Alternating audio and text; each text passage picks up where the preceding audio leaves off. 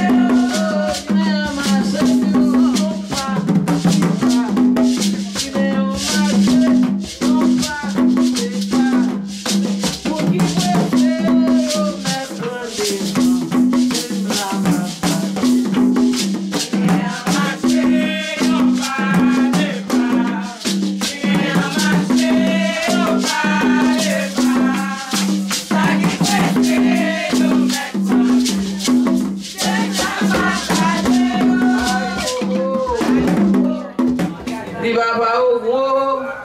Il va au gros, il est comme ça. Maman de grâce devant l'imam.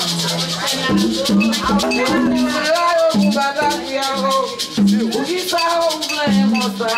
Maman de grâce devant l'Afrique. Maman de grâce, papa au gros. Maman de grâce. On batte la loi, on va besoin de plein, qu'on s'en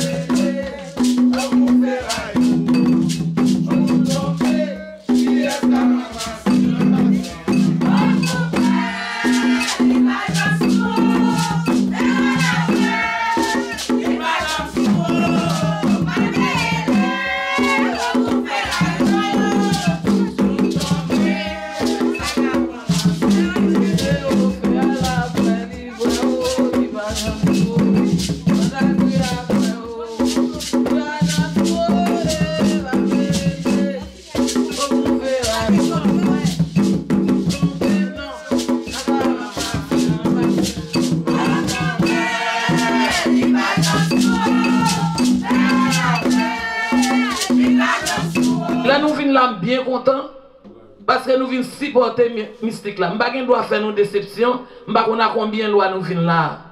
Là, nous faisons nos déceptions, c'est tout esprit qui fait déception. Ok? C'est ça que fait. Je vais vivre arrêter tout le temps. Je vais vivre tout le temps.